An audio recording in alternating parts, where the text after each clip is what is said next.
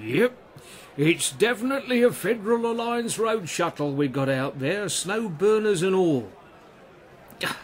Haven't those pigs done enough damage for one night? What the heck have they come here for? To make sure Fluff's been properly burned to a frazzle? I don't know, but there's only one of them. You know, I think it's Bonesy himself. Good. I'm ready for him. The door of the cafe burst open. Bones came swirling in, followed by copious amounts of drifting snow and leaves blown in by the wind. He struggled frantically to get the door closed again, finally managing to heave it back into place by pushing it with his shoulder. He barely had the chance to turn around before Gemma was upon him. What the heck are you doing here, you rotten traitor to your fur?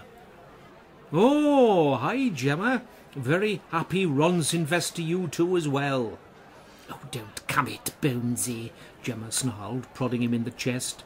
Space Gypsy traitors aren't welcome here, so you can just turn your blasted tail around, get yourself back through the blasted door, get back into the blasted shuttle, and blast off back to where you blasted well came from. Blimey, that was a bit of a mouthful, Bones replied, trying his best to ease past Gemma without actually pushing her. Was a lot of blasting going on there. By, it's a bit warmer in here than it is out there, he said, rubbing his forepaws together. It was pretty warm out there about 20 minutes ago, yelled Gemma, pointing towards the large cafe bay window.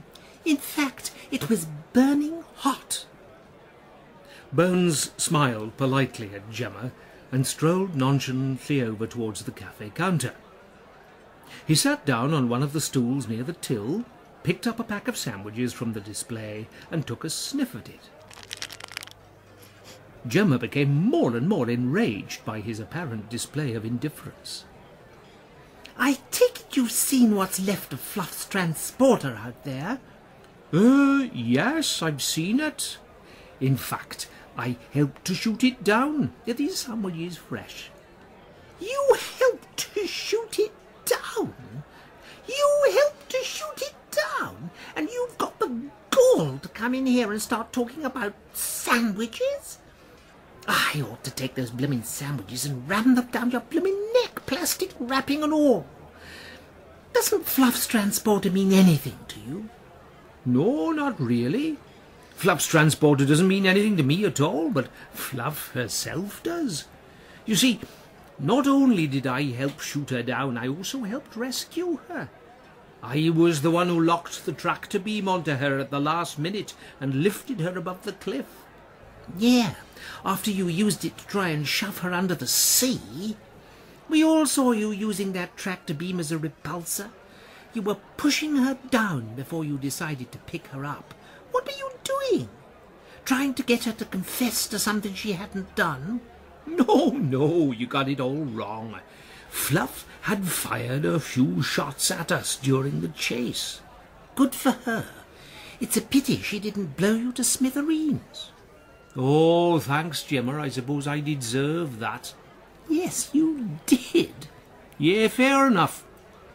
What I was trying to say is that we didn't know that she hit our tractor beam emitter until we tried to use it. You see, she hit us with an anti-magnetic blazer. It reversed the polarity on the tractor beam and turned it into a repulsor beam, you see.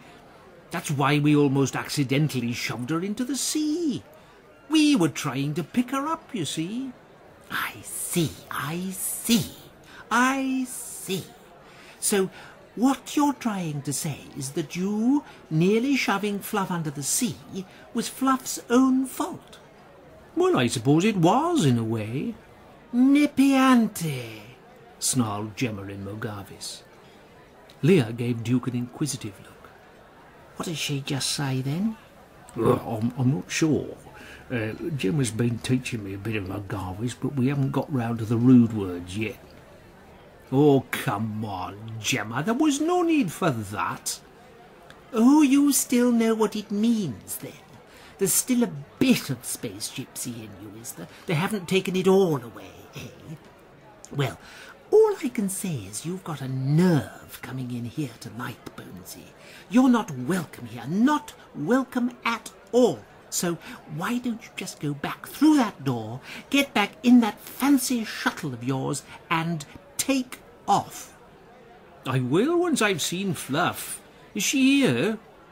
What do you want to see her for? Oh, that's between us, as you space gypsies would say. Yeah, there's something else us space gypsies would say too, and that is you can kiss my... Yes, okay, Gemma, interjected Reki. I think tempers are getting a bit frayed here. Well, it's this blasted chickrast, said Gemma, prodding Bones on the shoulder. I think he's got a ruddy cheek, swanning in here after what he's just done to poor Fluff. Oh, swearing at him in Mogavis isn't going to help things, Gemma. Oh, she's not swearing, said Bones. She's being very nice, he added, fixing his gaze on Gemma. But she's not swearing. I wouldn't lower myself that far over you, Gemma replied, walking past him slowly, allowing the tip of her tail to brush lightly under his nose. Bones reacted by giving a loud sneeze. Achoo! Oh dear! I would say bless you, but that would imply I cared. Never mind that, replied Bones, rubbing his nose on a napkin. Is Fluff here? If you've come to arrest her, you've no chance, Bonesy boy.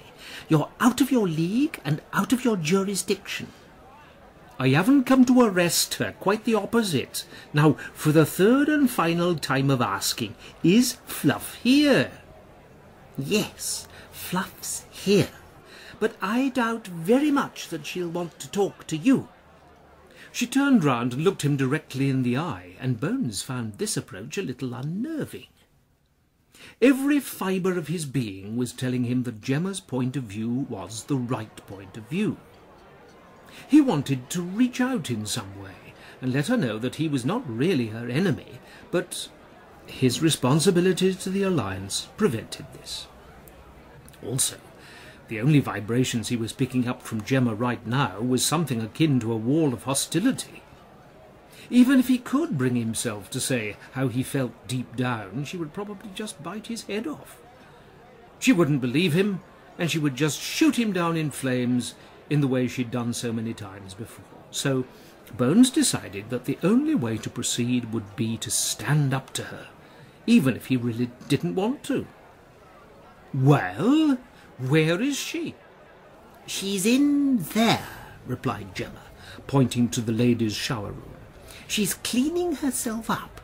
She was in a right state when she came in here. Right, well, I'll just go in and see her then. Oh, no, you won't, Leah barked, struggling to her back paws. I don't know how things are done in Alliance camps, but in this spaceport you'll abide by our rules, and one of those rules is that gentlemen aren't allowed in the ladies' washrooms. You can just sit down there and wait till she's ready. Yeah, you're not a Drondak now, Bonesy. Our Xenophon gentlemen treat ladies with a bit more respect. Yeah, I remember you were Drondak. Have you still got that little patch of white fur? Have you still got that ruddy great lump on your head? Gemma growled, taking hold of his muzzle and forcing it downwards. No, you haven't. Never mind, if you go anywhere near that door, I can very quickly give you another one. Oh, I've no intentions of going near that door, Bones replied, rubbing his muzzle as Gemma let go of him. I was just getting you going a bit, that's all. I'll just wait here till Fluff's ready. Oh, are these sandwiches fresh, by the way? I haven't had my lunch yet. Oh, let him have the blasted sandwiches, said Leah to Reki. Charge him double for them. Special rate for space gypsy traitors. And, a cup of tea wouldn't go amiss? No, it wouldn't, would it? I wouldn't miss with it. Onward and ever on, destination Eschaton. Nowhere to hide, nowhere to run. From